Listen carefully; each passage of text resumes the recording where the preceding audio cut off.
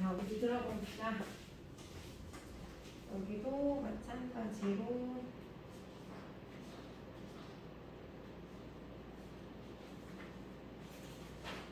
읽어보면서 한번 확인을 해야 될 것 같아요.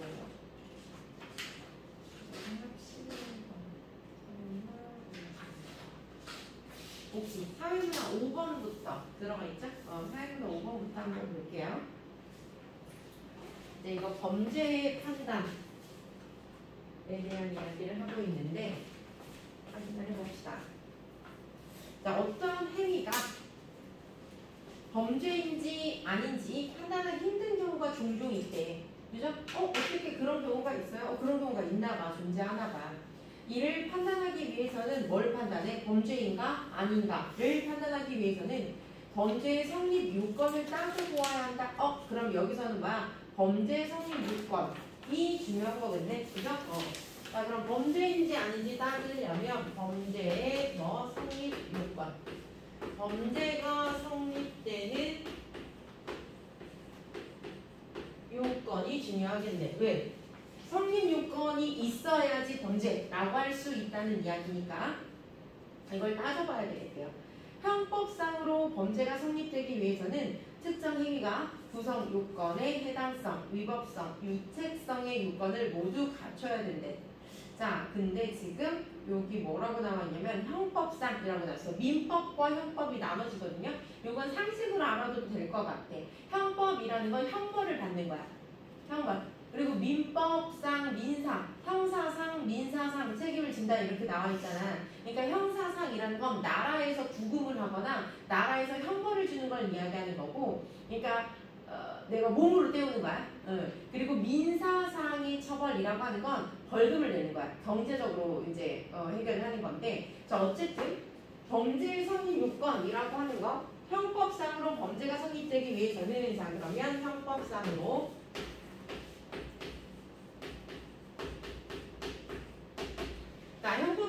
범죄가 성립이 되려면 특정 행위가, 그러니까 어떤 행위가 구성 요건의 해당성, 위법성, 자, 해당성, 구성 요건의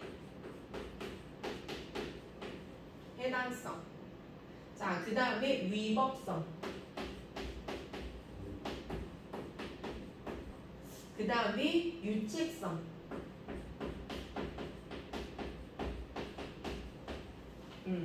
이런 조건을 모두 갖추어야 우리가 형법상의 범죄 성립, 범죄라고 하는데, 그러면 구성 요건이란, 자, 근데 이 세 가지가 뭐라고 했냐면 구성 요건에 그랬거든. 자, 구성 요건의 해당성, 위법성, 유책성이라고 했어. 그러면 구성 요건이 뭔지 알아야 될 거 아니야, 그지? 구성 요건이라고 하는 것은 형법상, 법상 금지 또는 요구되는 행위를 기술한 것인데, 특정 행위가 구성 요건에 해당하면, 그러니까 금지되는 행위라고 하면 혹은 요구되는 행위라고 하면 그 행위는 구성 요건의 해당성을 가진다고 할 수 있다.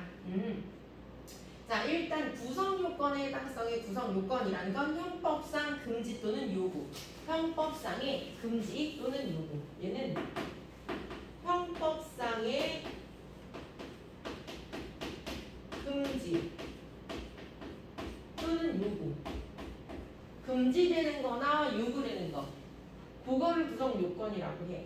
근데 이제 형법상이 금지되는 일 혹은 요구되는 일이 해당이 된다. 그럼 얘는 구성 요건의 해당성에 들어가는 거겠지.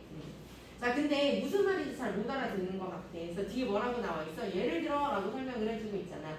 자, 예를 들어서 형법에서는 다른 사람의 신체에 폭행에 강한 재앙을 폭행죄로 처벌한다고 규정하고 있으므로 타인에 대한 폭력 행위는 그 구성 요건에 해당한다고 할 수 있다. 왜? 형법에서는 다른 사람을 폭행하면 안 돼 라고 금지하고 있잖아. 그죠? 그럼 그런 행위는 구성 요건이라고 할 수가 있는 거야. 왜? 형법상으로 금지하고 있는 행위니까. 그러면 위법성은 뭐야? 위법성은 법 질서에 법에 위배되는 성질로서 특정 행위가 객관적인 법 질서 전체의 관점에서 부정적인 것으로 판단되는 경우 위법성이 있다라고 본대요. 자, 법 질서에 위배되는 성질, 자, 위법성이라고 하는 건 법 질서에 위배되는 것, 법 질서에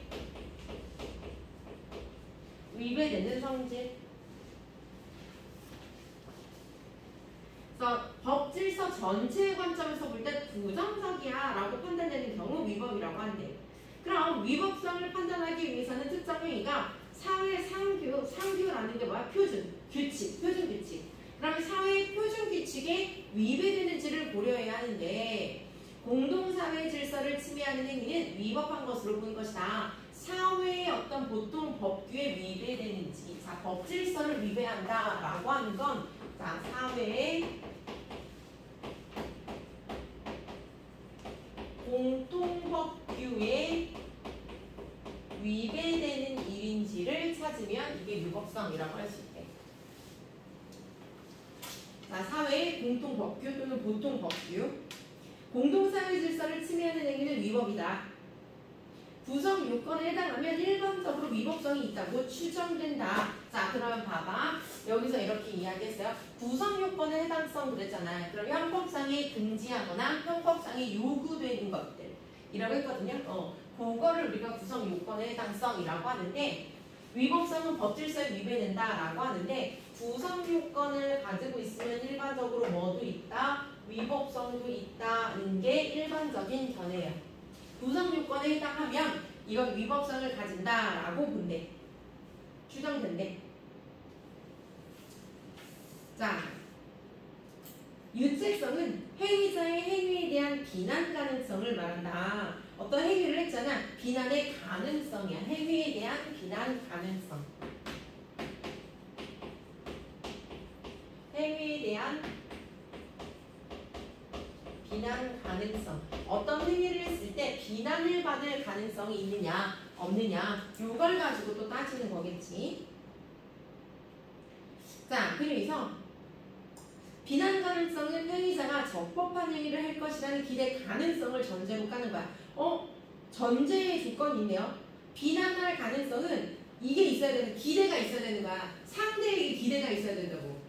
상대가 얘는 법에 위배되는 행위를 안 할 거야 라는 기대가 있었을 때 얘가 법을 어겼으면 뭐야 기대한 바와 달라 그래서 비난을 하는 거라고. 그럼 쟤는 범죄자야. 기대가 없었어. 그럼 그거에 대한 어때? 비난해 안 해? 나 덜 하겠지. 충격이 덜 하니까. 그래서 여기서 전제로 까는 건 뭐냐면 요거 기대 가능성을 전제로 깔아요. 적법한 행위를 할 것이라는 기대 가능성. 적법 행위의 기대 가능성.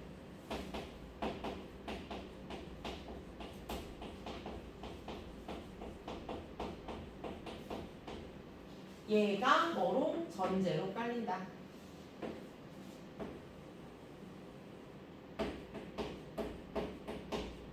얘가 전제가 돼야지 비난을 할 수 있는 거니까. 자, 예를 들어 행위자가 너무 어리거나 심신상실의 상태인 경우 그가 적법한 행위를 할 것이라고 기대하기 힘들기 때문에 그렇지. 너무 꼬마애야. 그럼 꼬마애가 얘가 적법한 행위를 할 거다라고 생각하기는 힘들다고요. 또는 심신상실의 상태야. 얘가 정신적으로 문제가 있어. 그럼 얘가 법에 위배되지 않은 행위를 할 거다라는 기대하기가 힘들어. 그렇기 때문에 그 행위에 대한 유책성이 없어요. 그러니까 비난을 할 수가 없다는 얘기야. 너무 꼬마 아이가 한 일의 경우 또는 정신적으로 그래서 우리 왜 잘못하면 항상 심신미약이었다, 정신과 치료를 받았다 이런 변명들을 하는 범죄자가 있는 이유가 이것 때문에 그래요. 유책성에서 벗어날 수 있기 때문에. 자, 이 세 가지 성질 중에 하나라도 충족하지 못하면 범죄가 성립되지 않아 처벌받지 않는다. 자, 그럼 형법상으로는 우리가 구성 요건의 해당성, 위법성, 유체성 이 세 가지가 있어야 된다고 했어. 그죠? 근데 구성 요건의 해당성이 해당이 되면 위법성이 있을 것이다 라고 우리가 추정을 한다 라고 했어요. 거의 대부분.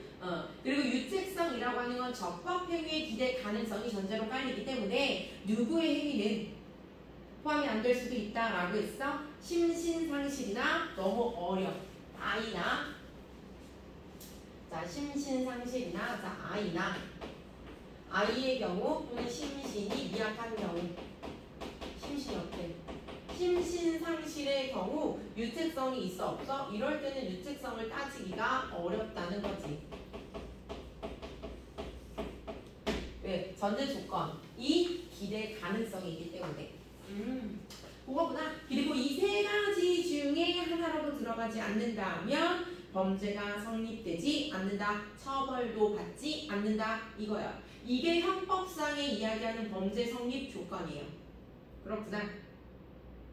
자, 그런데 구성 요건에 해당하는 행위임에도 자, 이런 경우가 있다는 거지. 자, 구성 요건에 해당하면 위법성을 가진다고 추정을 한다라고 우리 아까 얘기했었잖아. 거의 대부분 그렇다 그랬는데 이런 경우가 있대. 자, 구성 요건에 해당하는 행위임에도 불구하고 위법하지 않은 경우도 있다는 거지. 자, 우리 아까 구성 요건에 해당하면 위법성을 가질 것으로 뭐 한다? 추정한다 그랬어. 그죠? 추측해서 정한다 이거잖아. 그러면 거의 대부분 그렇다는 건데 예외도 있다는 거지. 그럼 문제는 뭐가 나와? 이 예외에 해당하는 게 나오는 거겠지. 그 예외에 해당하는 게 이거예요. 예를 들어 볼게. 갑자기 자신에게 달려지는 맹견을 피하기 위해 다른 사람의 집에 들어가더라도 주거침입죄로 처벌되지 않아. 그렇구나. 일단 뭘 했어? 형법상에 금지되는 행위를 했잖아. 내가 남의 집에 허락도 없이 들어가는 거. 주거침입. 그죠? 했단 말이야 분명히. 그러면 보통 구성요건에 해당이 되면 위법한 걸로 보는 게 추정하는 게 대부분인데 이런 경우에는 어때요? 얘가 죄가 있다고 보기가 힘들지. 왜? 맹견 큰 개한테 물리는 게 무서워서 도망친 거잖아. 그죠? 자, 이 행위는 위난을 피하기 위한 어쩔 수 없는 행위였기 때문이다. 자, 그러면 너 아직도 더워? 지금 20도야. 기다려. 좀 퍼질 거야. 자, 그러면 여기서는 중요한 게 뭐냐면 이거 위난을 피하기 위한 어쩔 수 없는 행위는 뭐하지 않은 경우도 있어. 구성 요건에 해당돼도 위법하지 않은 경우가 있어. 자, 그러면 첫 번째 어떤 상황이 있냐면 구성 요건에 위난, 위급하고 어떤 상황이라고? 위난이라고 하는 건 곤란한 경우, 위급한 상황을 피하기 위한 행위. 자, 위난을 피하기 위한 행위는 뭐가 있어도 자, 구성 요건에 해당이 되지만 뭐는 없다? 위법성은 없다. 그럼 우리가 아까 구성 요건에 해당하면 대부분 위법성을 가질 것이다 라고 추정을 하는데 그걸 벗어난 거네요. 구성 요건을 가지고 있으나 위법하지 않은 경우는 이런 경우야. 뭐를 피하는 경우? 위난을 피하는 행위의 경우는 이럴 수 있구나. 위법하지 않을 경우도 있구나. 그럼 이때에는 처벌을 받겠어? 안 받겠어? 안 받겠죠. 자, 이러한 경우를 우리가 뭐라고 해? 긴급피난이라고요. 이처럼 구성 요건에 해당하는 행위지만 예외적으로 그 행위의 위법성을 즉 조각하다. 여기 그 짜투리의 조각이 아니야. 물리치는 거야. 위법성을 물리친다. 즉 위법성을 부정할 수 있게 해주는 사유를 위법성의 조각사유라고 하는데 대표적인 위법성 조각사유로 긴급피난과 함께 정당방위가 있다. 자, 위난을 피하는 행위는 이거 뭐라고 했어?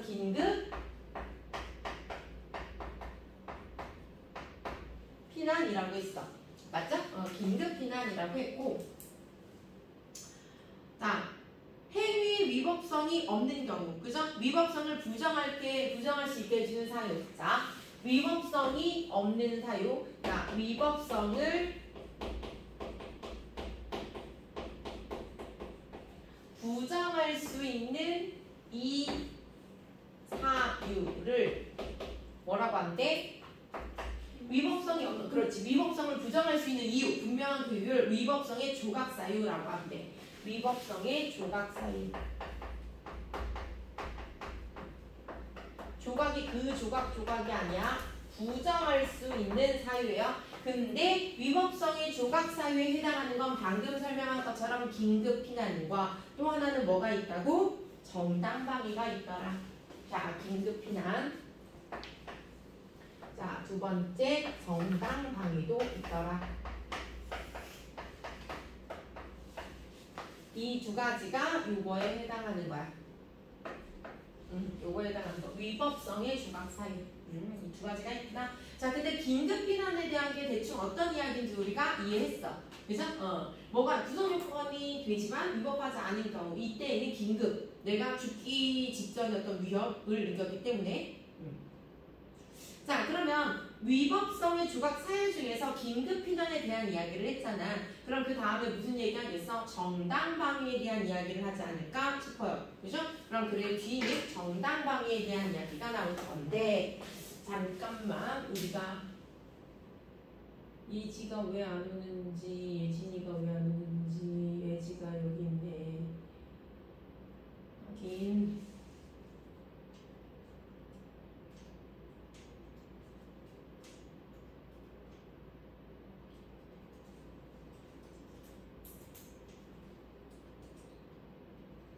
자료 주면 대신 받아줄 수 있는 사람이 있습니까?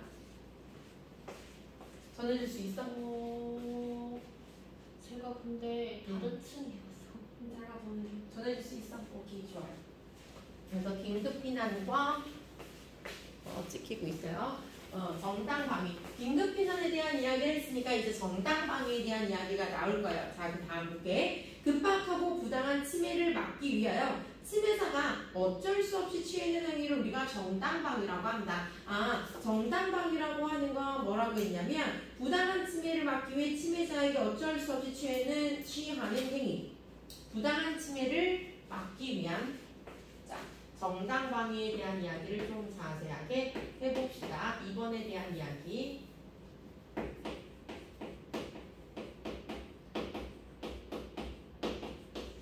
부당한 침해에 대한 어떤 행위겠지? 부당한 침해에 대한 어떤 행위. 그 행위를 우리가 정당방위라고 해요. 정당방위라고 하는데, 자, 하지만 침해에 대한 방위행위가 모두 정당방위로 인정되는 건 아니에요. 자, 부당한 침해에 대한 어떤 행위를 했을 때 우리가 정당방위라고 한다고 했잖아. 근데 모든 행위가 뭐는 아니야? 정당방위가 되지는 않아요. 그렇다고 이 모든 행위가 뭐가 되지는 않는다? 모든 행위가 정당방위가 되지는 않아. 그러면 여기서도 뭐가 있겠니? 정당방위가 모든 행위가 안 된다고 하면 일부의 행위만 정당방위가 된다는 거잖아. 같은 환경에서 일어나는 것도. 그지? 자, 그러면 어떤 행위가 정당방위에 해당하는 건가요? 여기서도 조건이 있겠지. 자, 그렇다면 정당방위가 성립되기 위한 조건은 무엇일까? 그럼 이 조건에 대해서 알아보겠다 이거야. 자, 첫째, 정당방위의 상황이 있어야 된대. 자, 그러면 정당방위의 조건이 있는 거야. 정당방위의 조건. 자, 첫 번째, 뭐가 있어야 되냐라고 했냐면 정당방위의 상황이 있어야 돼요. 정당방위의 상황. 정당방위의 상황이 있어야 된다라는 건 뭐야? 자기 또는 타인의 법익에 대한 현재의 부당한 침해가 있을 때를 말하며 이를 객관적 정당화 요소라고 한다. 자, 일단 현재의 부당한 침해가 있을 때. 자, 현재의 부당한 침해가 있을 때. 현재의 부당한 침해가 있을 때를 이야기하는 거고, 요거를 객관적 정당화 요소라고 한대요.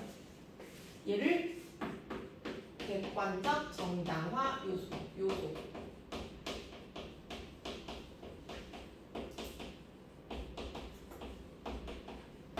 객관적 정당화 요소라고 부른다 그랬어. 예를 들어, 자, 이해하기 힘드니까 예를 들어 설명하면, 예를 들어 다른 사람이 흉부로 누군가를 가격하려는 상황은 현재의 부당한 침해 상황이라고 볼 수 있어요. 그치? 하지만 그가 마음이 바뀌어서 흉기를 버리고 돌아서는 상황은 현재의 부당한 침해 상황이라고 보기가 힘들겠지. 그죠? 가격을 하려고 하는 상황은 부당 침해지만 그 사람이 어때? 마음이 바뀌어서 흉기를 버리고 돌아선다. 그러면 부당 침해라고 할 수가 없다는 얘기야. 왜냐하면 침해의 현재성이 인정되지 않기 때문이다. 야, 여기서 객관적 정당한 요소가 있는데, 자, 현재라고 하는 게 중요한가 봐. 왜? 침해의 현재성.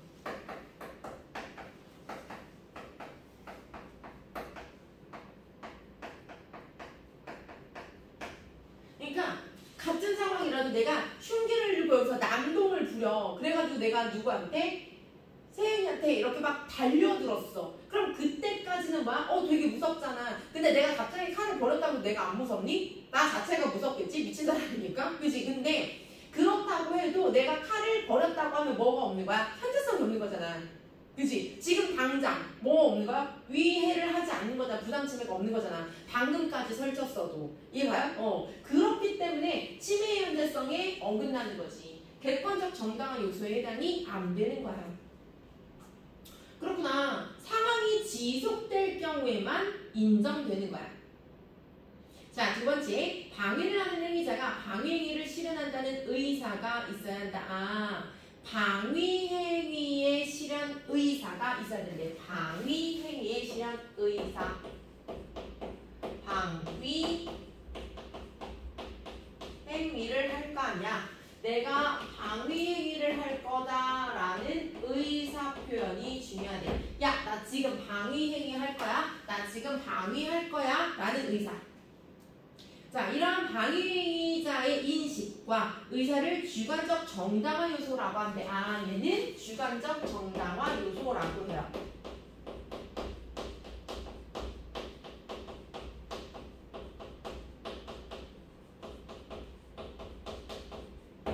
주관적 정당화 요소. 자, 그러면 현재 부당한 침해가 있느냐? 이거는 객관적 정당화 요소가 되는 거고, 방위행위자가 방위행위의 실현의 의사가 있느냐? 얘는 주관적 정당화 요소가 되는 거구나. 자, 그런데 조사, 이런 방위행위자, 예를 들어, 갑은 자신에게 다가오는 을의 눈빛이 마음에 들지 않아 폭행했어요. 그런데 조사 결과 을이 갑에게 상해를 입히기 위해 다가오고 있었다는 사실이 밝혀졌네.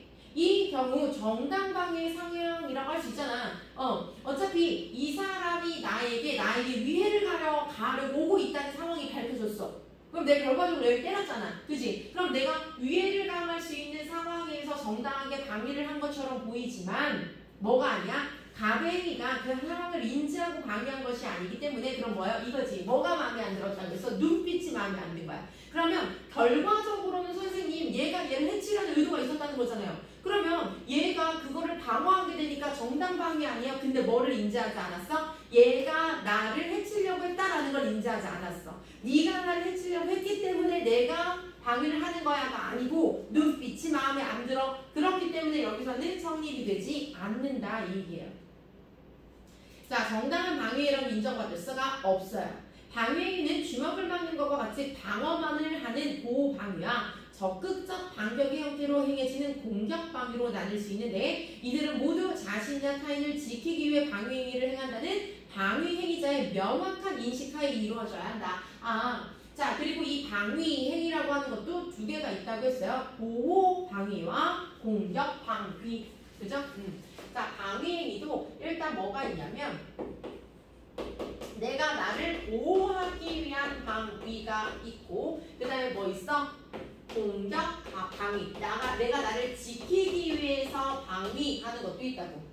막아내는 거거나 내가 공격을 하는 거거나. 근데 보호방위든 공격방위든 얘네는 일단 뭐가 있어야 되는 거야? 둘 다 명확한 인식. 내가 방위행위를 한다라는 인식이 있어야 되는 거야. 둘 다 방위행위를 한다라는 인식. 이거 나를 지키기 위해서 혹은 타인을 지키기 위해서 이 행동을 하는 거야? 라는 명확한 인식이 있어야 된다고. 그게 없으면 정당방위가 행해지는 어떤 상황이라고 해도 인정받을 수는 없다 이 얘기야. 됐죠? 너무 졸려요. 세 번째, 행위에 대한 상당성이 있어야 한다 그랬어. 자, 그러면 세 번째, 행위에 대한 상당성은 뭐냐? 조건 세 번째죠. 행위에 대한 상당성. 자, 그럼 행위에 대한 상당성이 뭐냐? 법률에서는 방위행위가 사회 상규가 뭐야? 보통의 법규에 비추어 정도를, 상당한 정도를 넘지 않는 것을 상당성이 있다라고 하는데, 뭐가 있어요? 사회 상규에 있어서 정도를 넘지 않는 것. 상당성이라고 하는 건 뭐냐면 상규에 있어서 보통 법규에 있어서 보통의 법규에 있어서 어떻게 넘어가지 않는 거, 상당한 정도를 넘지 않는 거. 자, 상당한 게 뭐야? 모르지? 정도를 넘지 않는 거를 상당성이 있다라고 해요. 그럼 상당성이 없다라는 건 뭐야? 보통 법규보다 상당 정도 선을 넘는 걸 상당성이 없다라고 하는 거겠지? 그럼 어쨌든 어떤 수준 이상이 아닌 걸 상당성이 있다라고 하는데 방위행위의 상당성이 있는지 판단하려면 방위의 필요성과 요구성을 고려해야 한다. 자, 여기서는 방위의 필요성과 요구성을 고려해야 된대. 자, 방위의 필요성과 요구성.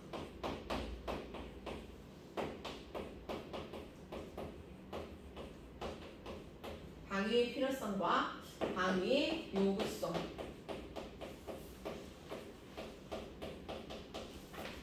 방위의 필요성과 방위의 요구성이 판단이 되어야 된대. 자, 그러면 방위의 필요성이 인정이 되려면 방위행위가 위험을 효과적으로 제거하는데 적합한 수단을 쓴 거다. 방위행위가 뭐여야 돼? 적합한 수단이어야 돼. 방위를 한 행위가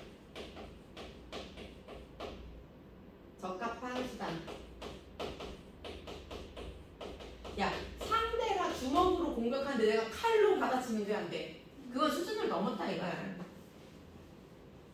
자, 여러 수단 중 방위자가 선택한 수단이 침해자에게 최소한의 손실을 입혀야 돼.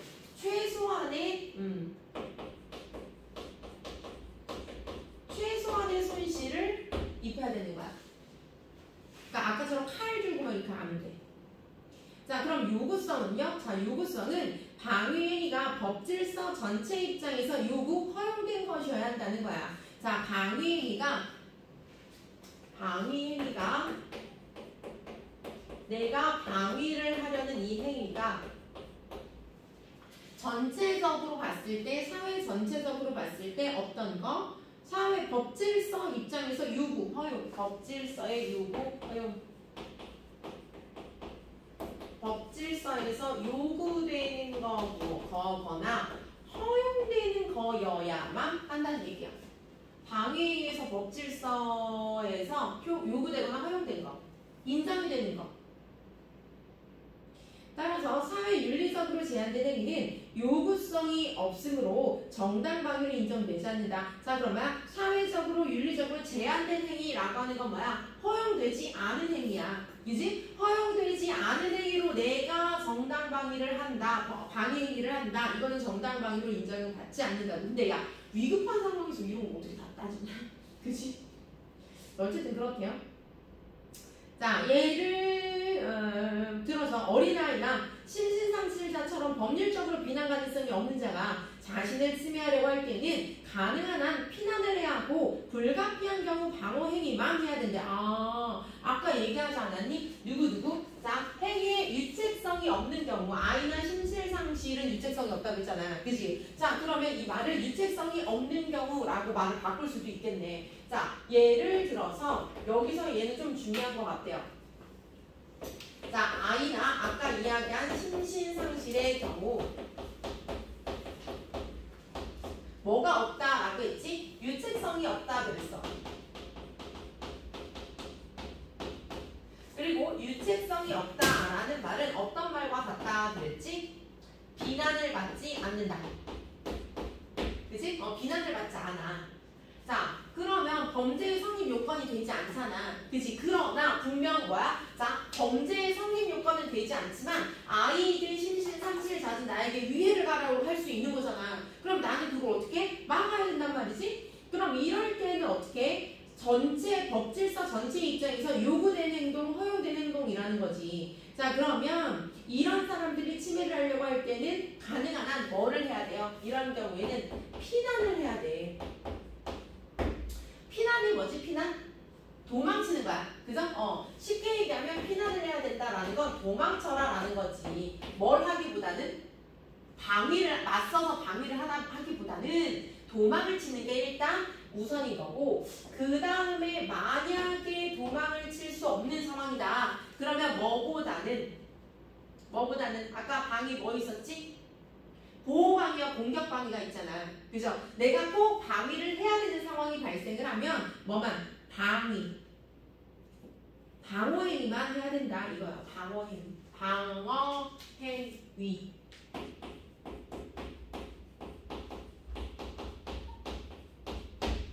나올 수 있겠지, 그치? 얘는 얘를 좀 알아둬야 되는 거야. 그죠?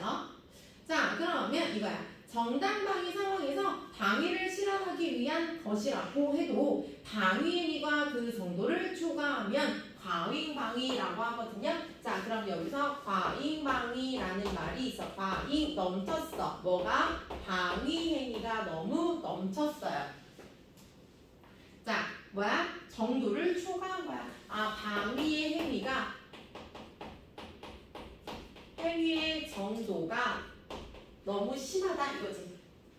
방위를 했다고 보기에는 이거 정도가 너무 심한 거 아니야? 아까처럼 칼 들고 막 덤비는 거, 주먹으로 덤볐는데 막 이런 거.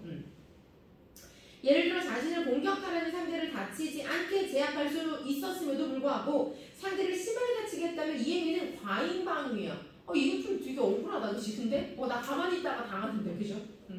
즉 과잉방위는 방위의 필요성을 갖추지 못한 행위이므로 정당방위로 인정받지 못하는 것이다. 방위의 필요성을 갖추지 못한 거야. 과잉방위는요, 방위의 필요성을 갖추지 못한 거야.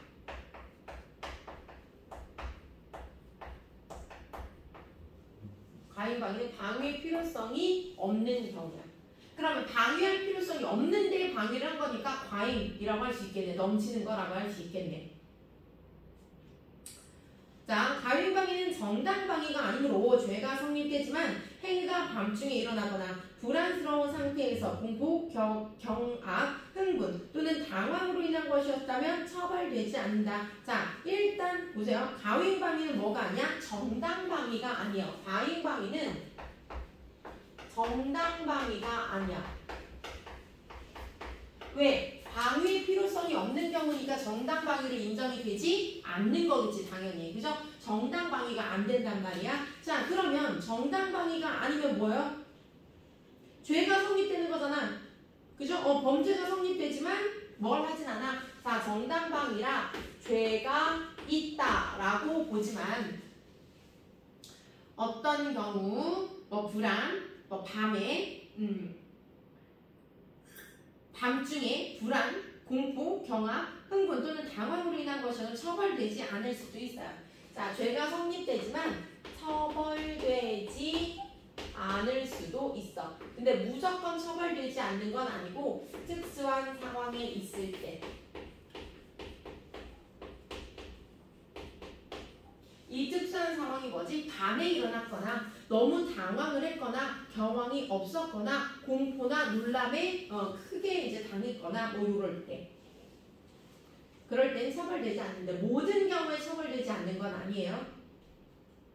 자, 그 다음에 한편 다른 이야기 할 거야. 자신이나 타인에 대한 부당한 침해가 없음에도 불구하고 그러한 침해가 있다고 믿고 행위를 한 경우를 오상방위라고 하네. 자, 과잉방위가 있고 그 다음에 오상방위라고 하는 것도 있대. 오답의 오가 뭐야? 잘못. 그죠? 그럼 이거는 뭐야? 침해가 없는데 침해가 있다라고 믿는 거야.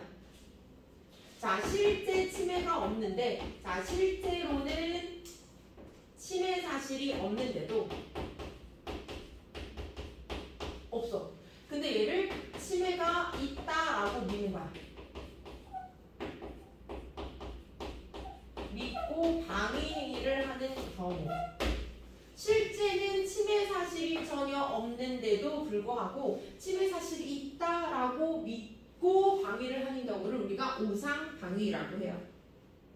현재 부당한 침해 상황이 갖추어지지 않았음에도 침해 상황이 있다고 오해하고 저지른 행위야.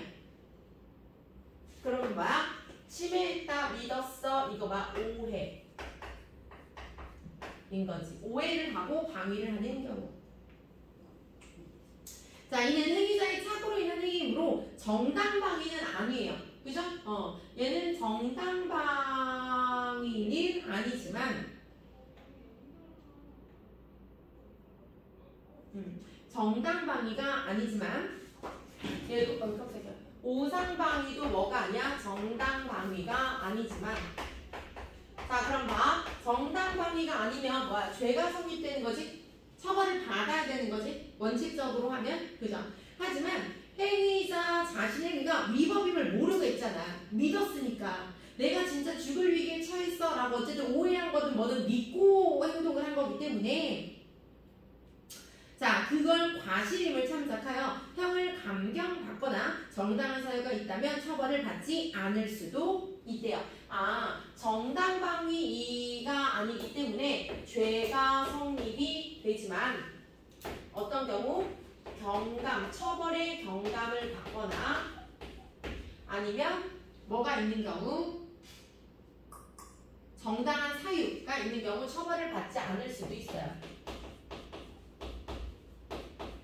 처벌을 받지 않는 경우는 정당한 사유가 있을 때. 얘가 나온다고 하면 뭐가 나오겠니? 상황에 적용하는 얘가 나오겠네. 자, 정당방위 성립 요건을 이해함으로써 부당한 침해 상황에서 자신이 입을 피해를 최소화시킬 수 있겠다. 되니? 그럼 처음에 시작한 게 뭐예요? 야, 이게 분명히 범죄 같은데 이게 범죄인지 아닌지 판단하는 게 굉장히 어려워. 그랬어. 그지? 그래서 우리나라에서는 얘가 범죄다라고 판단을 하기 위한 조건이 세 가지가 있지. 그 조건 세 가지가 뭐였어요? 형법상. 형법은 아까 내가 뭐라고 했어? 죄를 받는 거야? 형벌을 받는 거야? 그럼 형벌을 받을 수 있는 그 조건이 구성 요건의 해당성과 위법성과 유책성이야 라고 했잖아. 그죠? 구성 요건의 해당성이 들어가면 위법성이 있다라고 추정을 한다. 그랬어. 그지? 그리고 유책성은 적법행위의 기대 가능성이 있는 경우를 전제로 해. 그러니까 유책성은 뭐는 빼야 돼? 아이나 심실상시는 유책성에 해당하지 않아. 얘기했고. 그죠? 그 다음에 아까 뭐라고 했어? 야 구성 요건에 해당이 되지만 위법하지 않은 행위도 있는데 그게 뭐하고 뭐야? 긴급 피난이나 정당방위야. 그걸 위법성의 조각사유라고 했죠? 위법이 안 되는 경우. 자 그래서 긴급 피난이라고 하는 거 아까 얘기했잖아. 그죠? 위난을 피하는 행위. 그리고 정당방위에서 되게 자세한 이야기를 했기 때문에 여기서 포인트는 뭐야? 정당방위야. 그죠? 왜냐면 여기는 범죄 어떻게 했을 때 범죄가 성립이 되고 안 되냐를 따지는 거기 때문에. 그죠? 자 그래서 정당방위에 대한 이야기를 하는데 부당한 침해에 대해서 어떤 행위를 하는데 뭐야? 정당방위야. 근데 모든 행위가 정당방위가 될 수 없다라고 했으니까 이 뒤에 내용이 되게 중요한 거네. 자 정당방위가 될 수 있는 조건은 첫 번째 뭐야? 상황이 현재 일어나야 되는 거야. 이건 어렵지 않았어. 그죠? 아까까지만 해도 나한테 칼을 들고 달려왔으나 방금 전에 칼을 떨어뜨리고 돌아섰다. 그러면 현재 지속되는 행위가 아니니까 정당방위 상황이 아니다. 객관적으로 볼 수 있는 요소. 자, 두 번째, 방위의 실현 의사. 자, 봐봐. 정당방위의 상황은 누구의 입장인 거야? 가해자의 입장인 거지? 그리고 방위의 실현 의사는 누구야? 행위를 하는 사람, 방위를 하는 사람, 당하는 입장에서인 거야. 당하는 입장에서 내가 위험에 처했어 라는 걸 인지하고 나를 보호하기 위한 행동이야 라는 걸 인지한 상태에서 행위를 했었어야 된다는 얘기야. 결과적으로 객관적으로 얘가 얘를 침해하려고 했었다고 해도 그걸 내가 인지하지 못한 상황에서 얘를 어떤 행위를 했다면 그건 뭐야? 정당방위로 인식되지 않는다라는 거지. 그죠? 그리고 방위행위는 뭐가 있다? 나를 보호하는 것과 공격을 하는 방위 두 가지가 있다. 어쨌든 방위행위를 인식해야 돼. 내가 나를 지키기 위한 거야 라는 걸 인지하고 행동을 해야 된다고. 자, 세 번째 상당성이라고 하는 건 정도를 넘지 않아야 된다. 그죠? 필요성. 방위행위가 적합한 수단이고 상대에게 최소한의 손실을 줘야 된다라는 조건이 있고, 그러니까 내가 나를 지키기 위한 행위도 상대에게 최소의 손실만 줘야 된다는 거지. 이거 언제 다 지키냐? 그리고 방위한 행위가 법질서에서 요구되고 허용되는 수준까지만. 자, 그럼 여기서 중요한 거 있다고 했지? 그럼 아까 얘기했잖아. 아이나 심실상실의 경우 유체성이 없어 비난받지 않기 때문에 이 경우에는 뭐 하는 건 안 돼. 웬만하면 방해하지 말고 도망쳐라. 피난해라. 그죠? 그 다음에 이런 경우 어떻게? 방어행위를 해라. 혹시 부득이하게 나를 지켜야 되는 경우가 생기나 도망가지 못한다. 그러면 방어만 해라. 왜? 정당방위가 해당이 안 되잖아. 왜? 얘네들은 뭐에 해당하지 않잖아. 유책성에 해당이 안 되니까 범죄라고 하지 못하니까. 그죠? 정당방위도 성립이 안 된다고. 자, 그래서 가위행방이나 오상방위도 있어요. 가위행방위도 정당방위에 해당이 안 돼. 그러니까 죄를 받아야 하지만 특수 상황에서는 처벌을 안 받을 수도 있다. 무조건 안 받는 거 아니야? 오상방위는 뭐야? 실제 침해가 일어나지 않았는데 내가 오해를 받는 거잖아. 그죠? 얘도 정당방위에 해당하지 않아 죄를 받아야 하지만 참작이 된 거야. 왜? 내가 아까 이거 뭐지? 이거 방해일을 인식한 거 오해든 어쨌든 오해였어도 내가 방해인실을 인식한 거잖아. 나를 지켜야 돼. 라는 생각을 했기 때문에 경감을 받거나 정당한 사유가 있다면 처벌을 받지 않을 수도 있다. 됐죠? 그래서 요거는 범죄의 성립 요건에 대한 이야기. 그러니까 상황에 적용하는 거. 이때는 벌을 받고 이때는 벌을 안 받고 이런 이야기가 나올 거다라는 거. 됐죠? 자, 그 다음에 우리 주제 종합으로 넘어가 봅시다. 롤스의 정의론과 죄형 법정주의 그랬어. 우리 롤스의 정의론 그러면 자, 제1의 원칙, 제2의 원칙 해가지고 다 배웠을 거야. 그죠? 어딘가에서 배웠을 거야. 요거까지는 할 수 있지 않을까?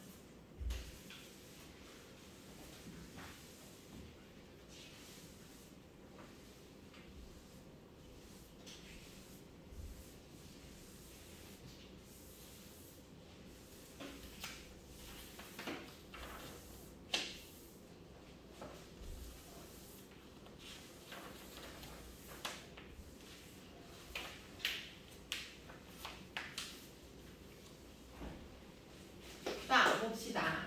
롤스의 정의론은 해마다 빠짐없이 수특에 나와요. 볼게. 진정한 정의가 뭐냐 이거죠. 자, 첫 번째. 롤스는 공공규칙의 일관되고 공평한 운용이 법적 체계에 적용될 경우 법의 지배가 달성된다고 언급하였다. 법의 지배가 달성된다라는 건 뭐냐면 법이 사회를 뭐한다? 지배한다. 그런 이거 뭐야? 법을 통해서 사회 질서가 유지된다 이 말이에요. 자, 그에 따르면 롤스에 따르면 법률 제도는 한 사회 구성원 모두에게 공공연하게 인정되는 것이며 사회적 협동의 구조를 제공해주기 위한 공공규칙이다. 자, 그는 법을 개인의 자유를 억압할 수 있는 강제 규범으로 바라보고 자유를 법률 제도에 규정된 권리들과 의무들의 복합죄로 보았다. 자, 그럼 일단 롤스가 이야기한 게 뭔지 한번 볼게요. 자, 롤스라고 하는 애는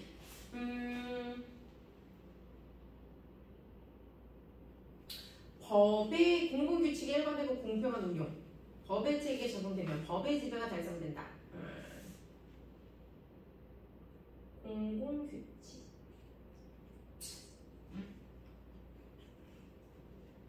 자, 일단 공공규칙의 법적 체계에 적용이 되면 공공규칙이 법에 적용이 되면 법의 지배가 달성된다.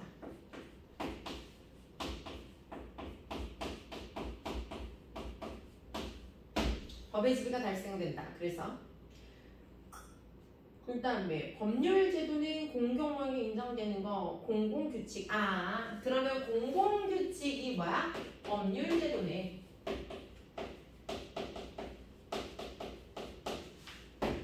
그죠? 법률 제도네. 왜냐면 법률 제도는 공공규칙이다 라고 끝났으니까. 그죠? 자, 그는 법이라고 하는 것을 개인의 자유를 억압할 수 있는 강제규범이라고 했어요. 자, 룰스는 법을 강제규범이라고 봤어. 강제적으로 지켜야 되는 규범. 그럼 이 강제적으로 지켜야 되는 규범이라고 하는 건 뭐야? 개인의 자유를 억압하는 거겠지? 얘는 개인의 자유를 억압하는 거야. 왜요, 선생님? 당연하지.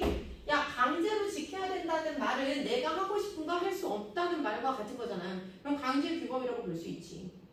자, 자유를 법률 제도에 규정된 권리들과 의무들의 복합체. 자, 법을 이렇게 보았고요. 그 다음에 자유라고 하는 건 또 어떻게 생각을 했냐면 법률 제도에 의해 규정된 법률에 규정되어 있는 권리와 의무의 복합체. 권리, 의무의 복합체. 자, 뭐냐?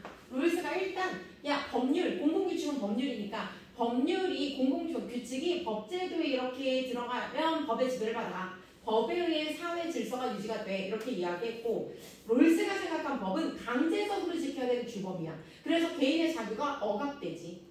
그러면 여기에서 이런 사회에서 자유라고 하는 건 뭐야? 법률에 규정된 거 안에서 내가 누릴 수 있는 권리와 의무가 되는 거겠지. 그지? 왜? 아까 법은 개인의 자유를 억압하는 강제 규범이라고 했으니까. 그럼 당연히 이 사회에서의 자유는 법률이 허용하는 안에서만 할 수 있는 게 자유가 되는 거잖아.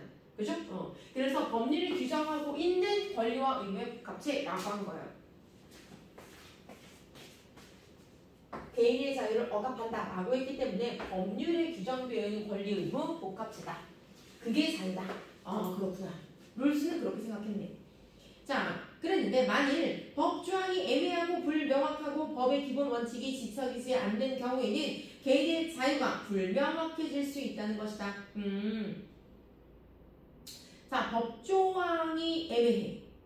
그럼 여기서 중요한 건 뭐야? 법이 되게 중요하겠네. 근데 법 조항이 없어. 그럼 개인의 자유가 불명확해질 수 있네. 자, 만약에 이렇게 중요한데 막 법과 자유가 이런 관계성이 있잖아. 근데 법률이 되게 모호하다. 자, 법이 모호하다. 명확하지 않다. 모호해. 명확하게 제시가 되어 있지 않아. 그렇다는 건 아까 뭐라고 했어? 법이 있어야 법에서 정한 자유도 있는 거잖아. 근데 법이 애매하거나 명확하지 않으면 당연히 뭐예요? 개인의 자유도 명확하지 않을 수 있겠지.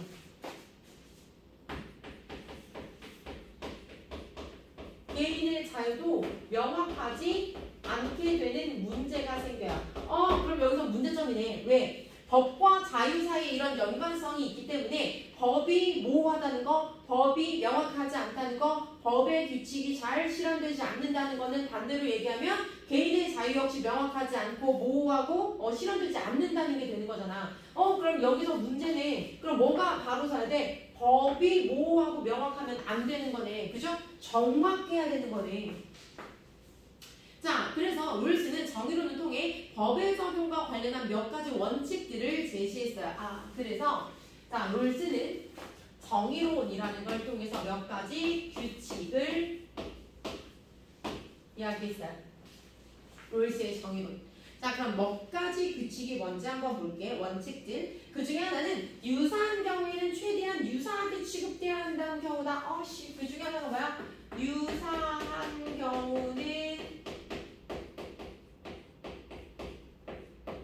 유사한 경우에는 최대한 유사하게 법 적용 원칙이야. 유사한 경우에는 최대 유사하게. 이게 뭐지? 자, 법은 모든 경우의 수를 전부 내포할 수 없는 반면 사건은 다양하게 발생한다 이거지. 자, 이거요. 사건은 다양해. 야, 그럼 봐봐. 사건이 되게 다양하잖아. 그럼 그 다양한 사건에 따라 적용할 수 있는 뭐가 있어야 돼? 법이 있어야 되는 거 아니야? 그죠? 왜냐면 여기서 롤스가 생각한 법과 자유는 법 안에서 정해진 게 내 자유잖아. 그러니까 법이 모호하고 명확하지 않으면 된다, 안 된다? 안 된다잖아. 그치? 그러면 여러 가지 사건이 있는 만큼 뭐도? 법도 여러 가지가 있어야 되거든? 근데 사실은 그렇지 않다는 거야. 왜? 사건은 다양해도 법은 경우의 수를 전부 내포할 수가 없어요. 자, 법이 모든 경우의 수를 내포할 수는 없어. 그죠? 그러면 어때? 다양한 사건에 모두 적용되지 않는 거네, 법이? 적용이 안 되는 법도 있는 거네? 맞죠? 그럼 이런 경우는 어떻게? 사건이 다양하고 복잡할수록 법관이 사건을 어떻게 바라보고 어떤 관점에서 법률을 해석하는지에 원칙에 따라 사건의 판결이 달라질 수 있어요.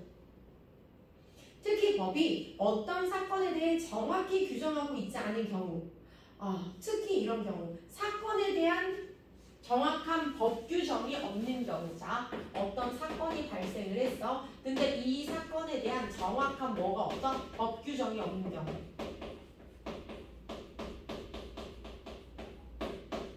정확한 법 규정이 없어. 그럼 이런 경우에는 어떻게? 사건이 판결이 달라지겠지. 누구에 따라서?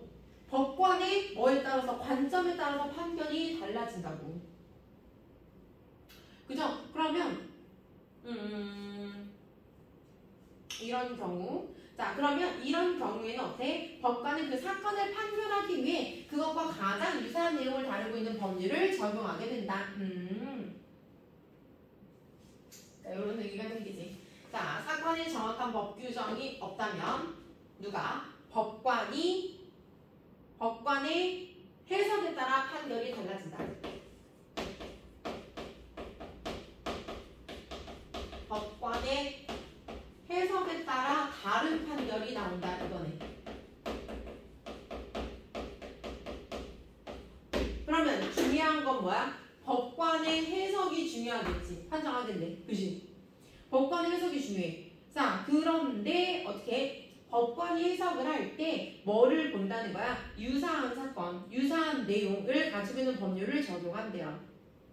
그래서 법관이 해석을 할 때 가장 유사한 뭐의 내용? 법률을 제공한대. 법률을 적용을 하는 거야.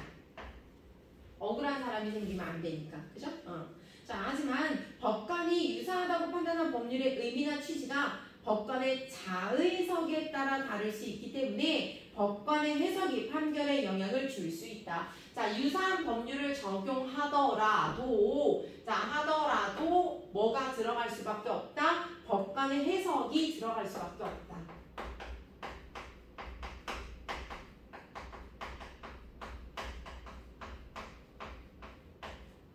될 수밖에 없다. 그러면 이거는 객관적이라기보다는 뭐야? 주관적인 거죠? 법관의 해석이 적용될 수밖에 없어요.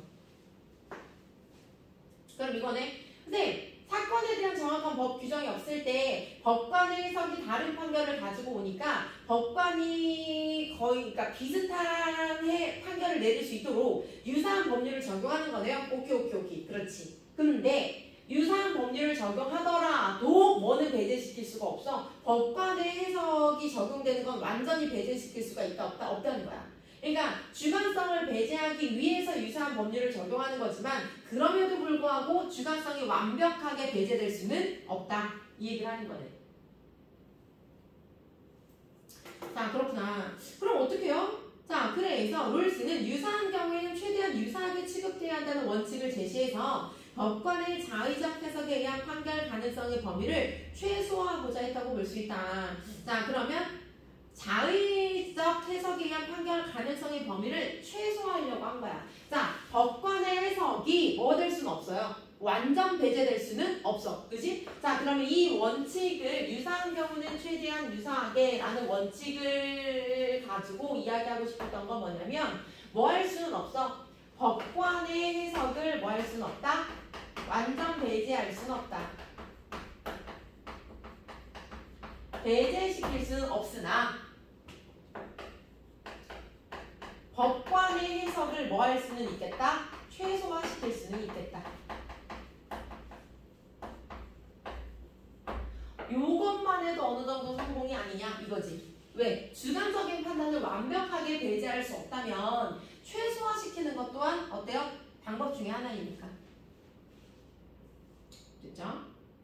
자, 롤스가 제시한 또 다른 원칙 중에 하나가 법이 없다면 처벌도 없다라는 거야. 자, 법이 없다면 처벌도 없다. 법이 없으면 근데 이건 어떻게 보면 너무 당연한 얘기 아니니? 선생님 당연히 법이 없으면 처벌할 수도 없는 거 아니에요? 그런 거 같은데 무슨 얘기하는가 한번 봅시다. 이 원칙은 어떤 행위가 법으로 규정되어 있지 않다면 그 행위는 범죄가 되지 않아 그 행위를 한 자에 대해서는 처벌할 수 없으므로 처벌 근거. 야, 근데 우리 지금 배우는 게 비슷하지 않니? 그지? 니네 선생님이 순차적으로 배우는 게 아니라 뽑아서 배우는 거잖아. 그지? 그러면 지금 방금 우리 뭐 했어? 법 했잖아, 법. 법 중에서 정당방위 있잖아. 그지? 그럼 다 연결 지어서 나올 수도 있겠네. 비슷비슷한 얘기하네. 어쨌든 법이 없다면 처벌을 받지 않는다. 이거 우리 아까 배운 거 뭐야? 형사처벌을 받으려면 조건이 있어야 된다 그랬잖아. 그죠? 이거 비슷한 거네. 이 원칙은 처벌할 수 없으므로 처벌 근거를 명확히 규정해야 한다는 의미다. 처벌의 근거를 명확히 규정한다 이거네. 이 말은 처벌을 할 수 있는 근거를 뭐하자? 명확히 제시하자. 그러면 이거 뭐로 할 수 있겠네? 얘 부분 발체, 우리 아까 배운 거 부분 발체 가지고 연결될 수도 있겠고, 아니면 얘하고 그 다음에 부분 발체를 해서 보기 박스에 넣어서 입장을 가지고 입장 차이에 대한 설명을 할 수도 있겠고. 그렇죠? 자, 처벌의 근거가 명확해야 된다. 그죠? 그러면 아까 그거 뭐하고 똑같아? 법 3개 있었잖아. 그죠? 벌써 까먹는 거야? 행위를 해야 되는 거. 그죠? 그 다음에 그 상황. 그 다음에 그 3가지. 이렇게 연결할 수 있어. 자, 그러면 볼게요. 다시. 자, 또한 롤스는 법이란 분명히 공표, 여러 사람에게 공공연히 표시를 해서, 알려야 한대. 즉, 모든 국민들이 알 수 있도록 최소한 인지할 수 있도록 법이 제정되었음을 공공연하게 알려라 법의 효력이 발생한다는 의미이다. 그럼 뭐야? 분명하게 공표해야 된다. 법은 분명히 공표해야 된다. 자, 법은 분명한 공표, 공식적인 발표가 있어야 된다는 얘기야. 또 한편 롤스는 법이 적용되는 이들에게 불리하게 작용하는 소급 효력을 가져서는 안 된다라고 간단하게 주장했대요. 소급 효력을 가져서는 안 된다. 자, 소급 효력 안 된다. 소급 작용, 소급 효력. 자, 소급 효력 안 된다. 소급 효력이 뭔데요? 나와 있네. 자, 피고인에게 불리한 소급 효력을 가져서는 안 된다는 원칙도 밝히고 있다. 자, 이 원칙은 피고인에게 법이 불리하게 작용할 경우 법의 소급표를 인정해서는 안 된다는 것이다. 자, 피고인에게 법이 불리하게 작용되면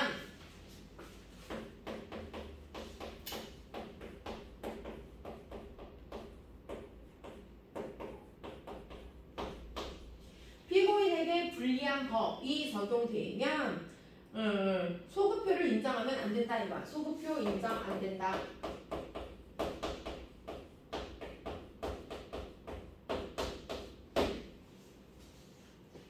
이 원칙을 반대로 해석하잖아요. 그러면 피고인에게 법이 유리하게 작용할 경우에는 법의 소급표를 인정한다 이거예요.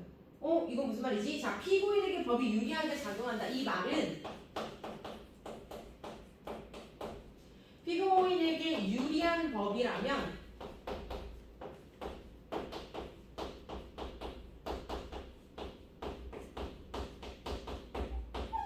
소급표를 인정하겠다는 거거든요. 그럼 뭐야? 그럼 봐봐. 여기선 지금 피고인이 뭐야? 죄를 지은 사람이잖아. 맞지? 근데 죄를 지은 사람에게 불리한 법이라고 하면 소급표를 인정하지 않고요. 그러니까 뭔가 그 죄를 주는, 그러니까 죄가 쌓이는 거지. 지난번에 뭐 했으니까 이거 같이 처벌 쌓이는 거야. 근데 그 쌓이는 걸 인정하지 않고 피고인에게 유리하다고 하면 이제 그 쌓이는 걸 인정한다. 유리하니까. 자, 그럼 이 말은 무슨 얘기냐면 그럼 선생님 죄를 지은 자에게 최소한 뭘 안 주려고 하는 거네요? 형벌을 웬만하면 안 주려고 하는 노력이라고 볼 수 있네요. 그렇게 해석할 수 있어. 왜냐면 법의 목적은 형벌을 집행하려는 게 아니에요. 그럼 여기서는 형벌 집행의 최소화 노력이라고 해도 돼요?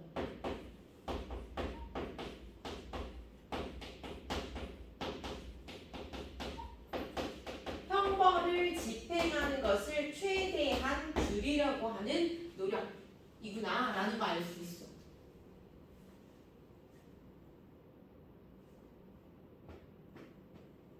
됐나요? 이것까지 하기는 그렇게 어렵지 않은 것 같아. 그렇죠? 자, 그러면 뒤에는 이제 소급표에 관한 이야기가 나올 것 같아. 우리 여기서 소급표가 뭔가 라고 했으니까, 그렇죠? 일단 앞부분 지우고 쓰면서 봅시다. 여기서는 그렇게 어려운 내용 없어서 한 판에 정리하면 좋겠지만 아무래도 크게 부과는 없을 것 같아요. 자, 형법은 국가형벌권을 통해 인간의 자유와 신체를 억압하는 최후의 수단으로 작용한다. 얘도 뭐예요? 얘도 지금 형법이라고 하는 건 국가에서 이야기할 수 있는 처벌권을 가지고 형법도 나오네. 뭐 인간의 자유와 신체를 억압하는 최후의 수단이요. 인간이라고 하는 자유, 인간의 자유, 그 다음에 신체를 억압한다 그랬어. 신체를 억압하는데 이건 맨 마지막에 해야 되는 수단이야. 최후의 수단이에요. 그러니까 뭔가 잘못했다고 해서 바로 하는 게 아니라 참고 기회를 주고 주다가 마지막에 최후의 수단이다. 자, 하지만 국가형벌권은 국민들에게 치명적인 영향을 줄 수 있으므로 형법이라고 하는 건 국가형벌권이야. 국가에서 벌을 줄 수 있는 권리를 가지고 있다 이거거든요. 근데 어쨌든 이 국가형벌권은 형법이라고 하는 것은 국민들에게 뭐를 줄 수 있어? 치명적인 영향을 줄 수가 있어. 그래서 남용되면 안 되겠지. 당연하죠. 그러니까 형법이나 국가형벌권이 함부로 막 쓰여지면 안 돼. 자, 그러면 국가형벌권이나 형법이라고 하는 것은 뭐를 줄 수 있으므로 치명적인 영향.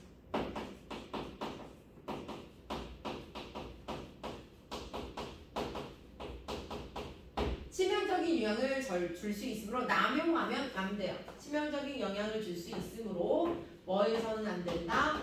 남용에서는 안 된다. 자, 그러면 남용하면 안 돼. 막 쓰면 안 돼. 그랬어. 자, 그러면 이에 따라 그래서 남용하면 안 되는 거에 따라서 국가의 형벌권 행사를 합리적으로 통제할 수 있는 방안으로 고안된 것이 죄형 법정주의다. 우리 죄형 법정주의 나왔어. 자, 남용하면 안 되잖아요. 그죠? 그러면 이걸 어떻게 뭐를 해야 되니? 관리를 할 수 있어야 되잖아요. 통제를 할 수 있어야 되잖아요. 그죠? 그래서 국가의 형벌권 행사를 합리적으로 통제할 수 있는 방법. 남용하면 안 되기 때문에 합리적으로 통제할 수 있는 방안이 합리적 통제 방안이 죄형 법정주의야.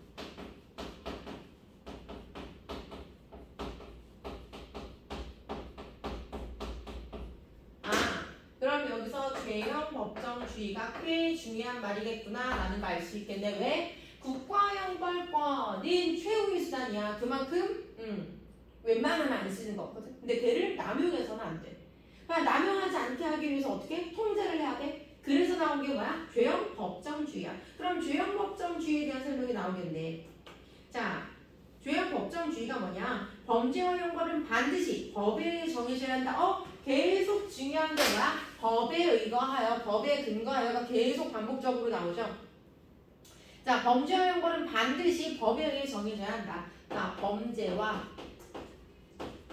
범죄에 대한 거 이거 아까 나왔지? 우리 사유나 5번에서 배운 게 이거였잖아. 범죄 성립 조건. 법에 근거하여. 그죠? 그러니까 범죄도 그렇고 그 다음에 범죄에 따라 벌을 주는 형벌도 그렇고 범죄나 형벌 둘 다 법에 의해 정해져야 한다. 자, 둘 다 법에 근거해야 한다. 이게 죄형 법정주의예요. 네가 죄가 있다. 그리고 그 죄에 대한 벌을 준다. 다 법에 근거해야 된다고. 이게 죄형 법정주의야. 자, 그런데 이때 법이라는 건 성문이 뭐야? 글자로 규정된 법만 의미한대요. 자, 이때의 법이라고 하는 건 법에 근거해야 한다라고 그랬잖아. 근데 이때의 법이라고 하는 건 글자로 규정된 법, 문서로 규정된 법.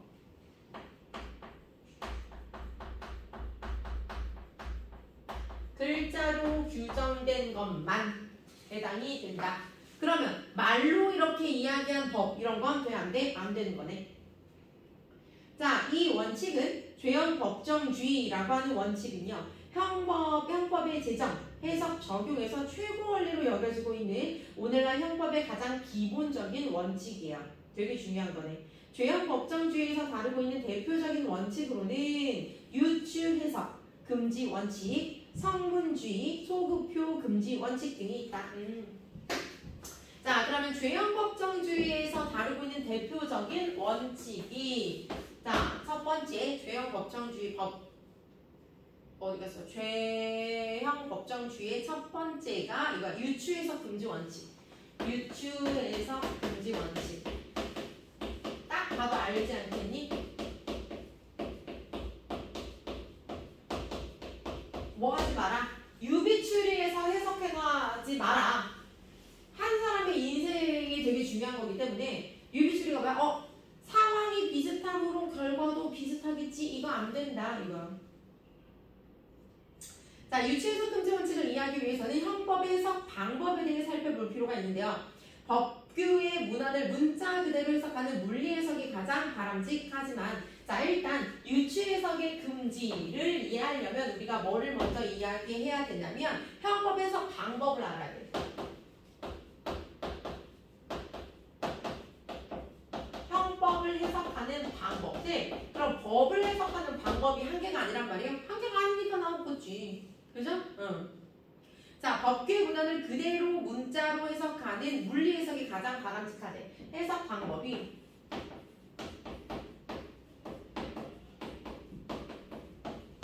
물리 해석이 있어.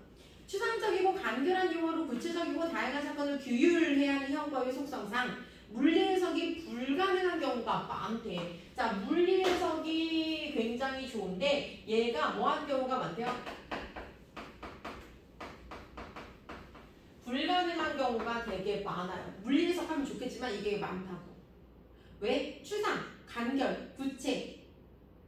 추상적이고 간결한 용어. 그럼 이거는 뭐하고 똑같은 거야? 불가능한 이유가 여기서 뭐라고 했냐면 자, 불가능한 이유는요. 추상적이고 간결한 걸로 뭐 해야 된다고 했냐면 구체적이고 다양한 사건.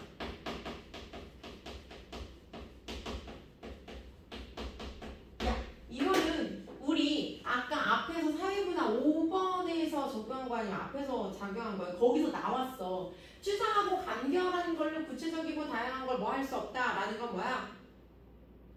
법이 모든 걸 뭐 할 수가 없다? 포괄할 수가 없다 이거잖아. 그죠? 이거는 이 말하고 똑같은 거야.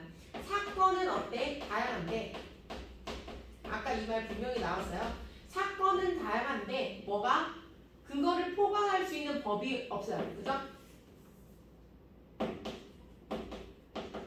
법이 모두 뭐 할 수가 없어? 포괄을 할 수가 없다. 이 말하고 똑같은 거야.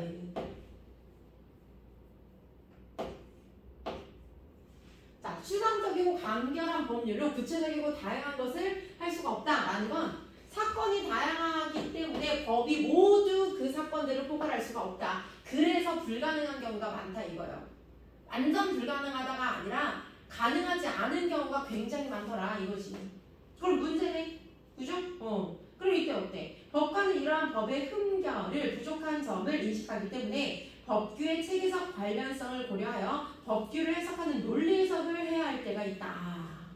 그래서 뭐가 법관이 가져야 될 자세가 뭐냐면 그래서 법관은 뭐를 가져야 돼요? 법규 해석, 논리 해석. 법규, 논리 해석. 자, 그래서 법관은 논리적인 해석을 해야 하는 경우가 많아.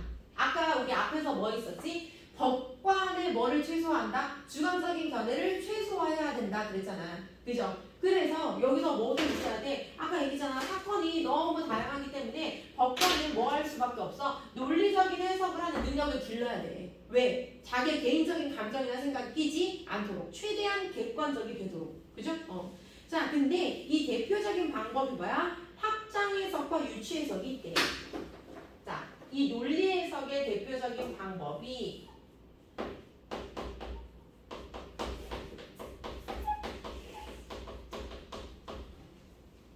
확장 해석과 유추 해석이 있더라.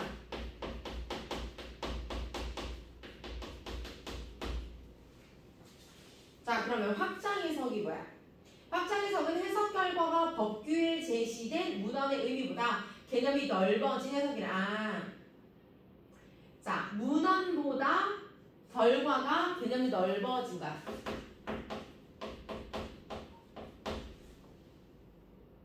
문헌의 의미보다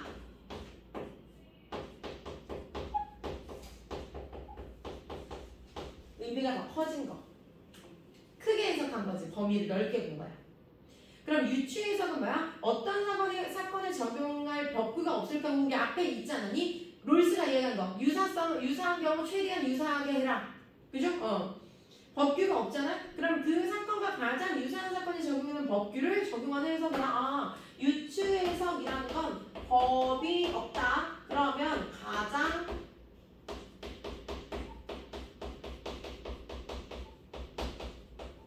유사한 법을 적용해라. 이거 아까 롤스가 이야기한 거하고 똑같이. 그죠? 입장이 똑같네.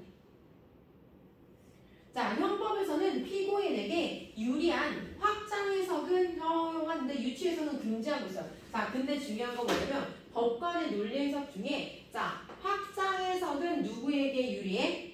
피고인에게 유리해.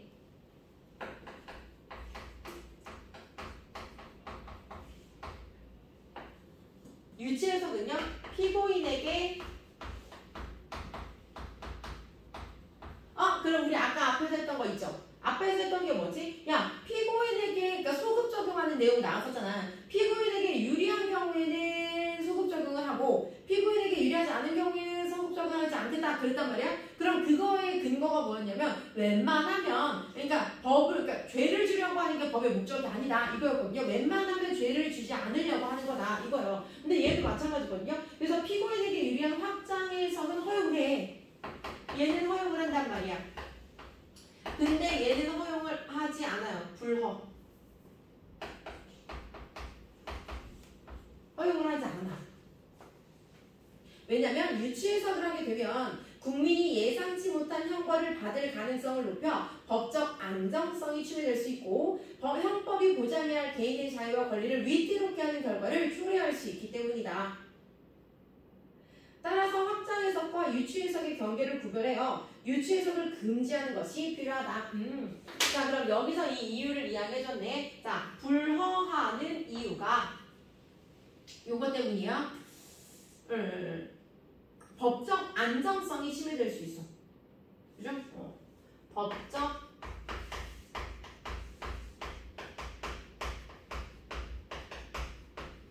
법적인 안정성이 침해될 가능성이 있어.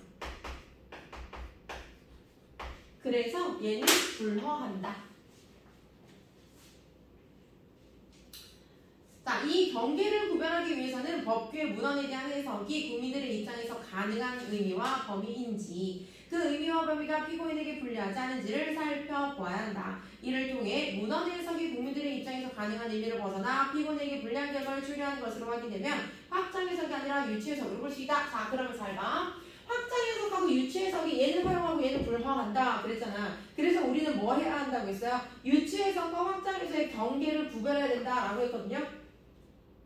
자, 그러면 얘네들의 경계를 구별할 수 있어야 돼. 왜? 이 경계를 구별해야지 확장 해석을 하고 유추 해석을 안 할 수 있는 거지. 그죠? 피고인에게 불리한 거. 선생님 왜요? 이게 딱딱 정해져 있지 않는 거라고 했잖아. 법관의 논리적인 해석이니까 이게 객관적으로 정해지지 않은 거라니까? 그러면 어떤 게 유추 해석이고 어떤 게 확장 해석인지가 굉장히 모호하다는 얘기야. 그치? 그러면 어때? 이 경계를 구별해야 되잖아. 뭐 안 하려면 유추 해석을 안 하려면 경계를 구별해야 되는데 어떻게 구별하냐고 이거야. 문헌에 대한 해석이 국민들의 입장에서 가능한 의미와 범위인지.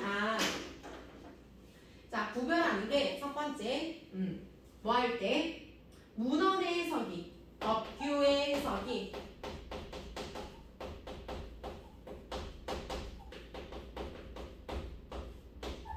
법규의 문헌을 해석하는 게 국민의 입장에서 가능한 의미와 범위인지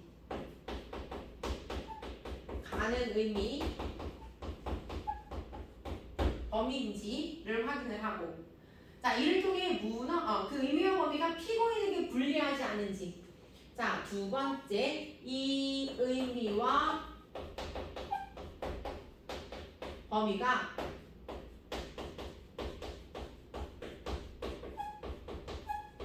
피고인에게 불리하지 않은 거여야 된다는 거야.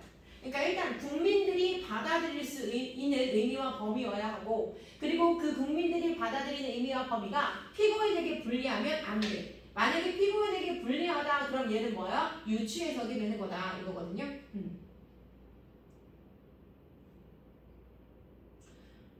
자, 그러면 결국 이거네. 결국 유추해석이라고 하는 건 뭐네? 의미를 벗어나, 그러니까 국민의 입장에서 가능한 의미를 벗어나 피고인에게 불리한 결과를 초래하는 거겠네요. 그죠? 말을 거꾸로 하면 되는 거니까. 그렇지? 관계를 구별하는 방법은 이다. 그러면 결국 유추해석이다 라고 하는 범위가 나오네. 그러면 결국 유추해석이라고 하는 것은 국민의 입장에서 가능하지 않은 범위, 국민의 입장에서 가능하지 않은 범위와 의미를 지니고 있고, 피고인에게 뭐하면? 불리하다면 얘가 유추해석이 되는 거구나. 이렇게 판단할 수 있겠구나.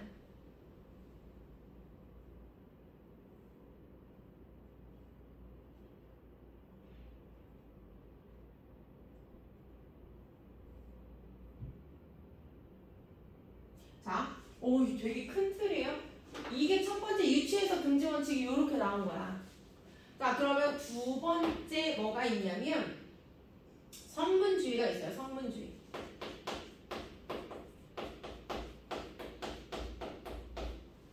지금 우리 큰 틀 배운 거야. 뭐? 죄형법정주의의 첫 번째 원칙, 유추해석 금지 원칙을 쭉 배운 거고, 죄형법정주의의 두 번째 원칙, 성문주의 나오는 거야. 성문주의가 뭐야? 범죄와 형벌은 반드시 성문으로 규정되어야 한다는 원칙이다. 아, 범죄와 형벌은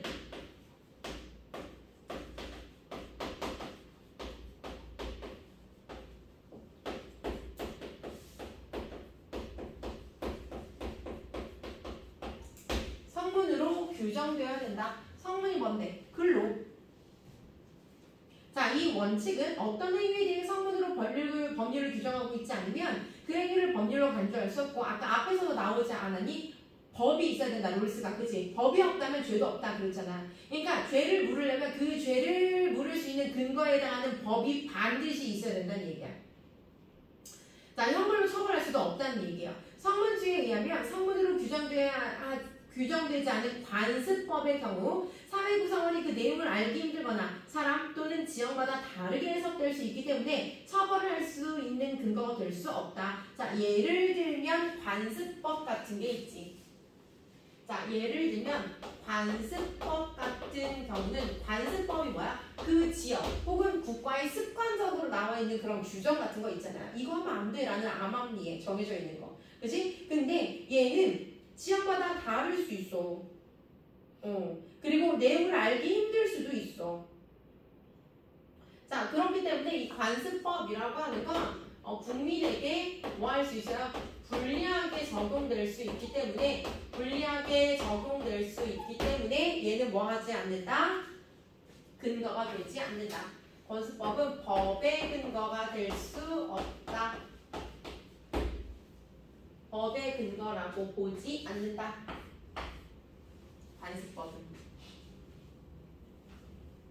자, 그 다음에 소급표 금지의 원칙이란 범죄와 그 처벌은 행위 당시의 법률에 의하고 행위 후 제정된 사후 법률에 의해 이전의 법률을 처벌해서는 안 된다라는 거야. 소급표 금지의 원칙. 자, 소급표 금지의 원칙.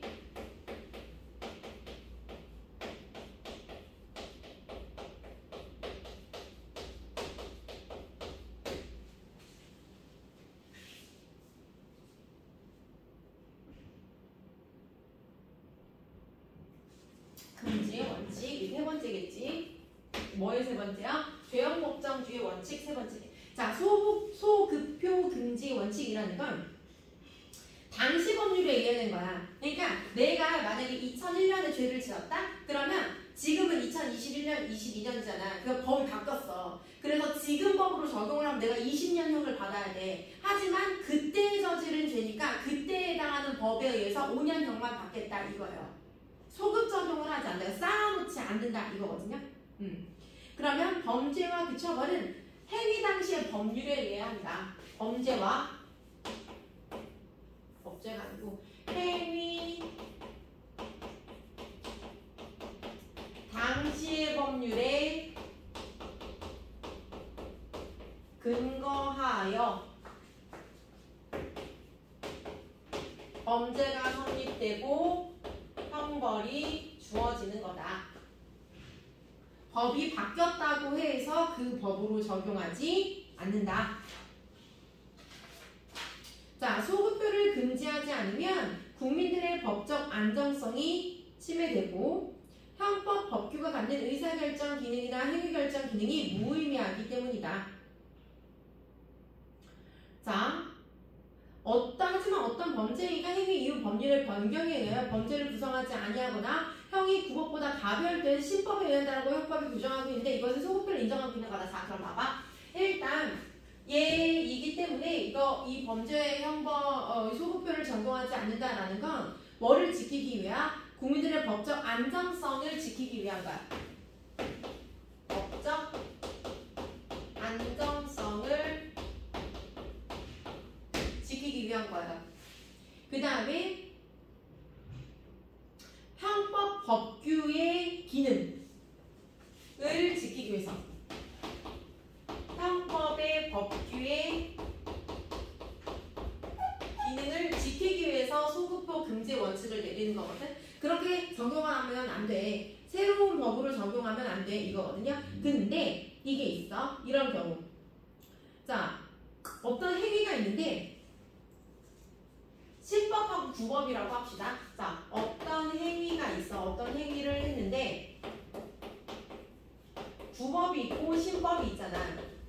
그럼 원래는 신법에 의해서 이 행위를 규정하지 않는다라는 게 소급표 금지 원칙이잖아. 그지? 근데 얘가 어떤 행위를 해가지고 이 구법으로 원래는 이제 해야 돼. 근데 신법이 발생을 했을 때 신법하고 구법을 비교를 했거든? 근데 그러니까 구법에 의해서 행위를 이렇게 해보니까 뭐 할 때? 범죄가 성립이 안 되거나 그럴 수 있잖아.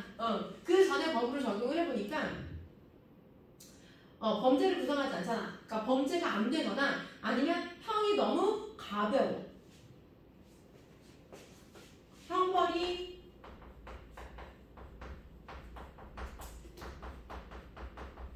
가벼움. 이런 경우에는 뭐 한다? 신법에 의한다 라고 규정을 하고 있어요. 아, 그러면 요런 경우는 예외적으로 뭐에 의거하는 거구나? 신법에 의한다라고 하고 있어요. 이거는 뭐를 인정하는 거야? 아, 이 경우에는 소급표를 인정을 하는 거야, 안 하는 거야? 소급표를 인정을 하는 거지. 그러면 뭐가 되는 거야? 얘는 예외 행위에 되는 거지. 예외. 이 두 가지. 어떤 행위를 구법에 의해서 얘를 이제 죄를 주려고 했을 때 아예 죄가 없다는 판결이 나오거나 아니면 형벌이 너무 가벼워. 신법에 의해서. 신법하고 비교했을 때.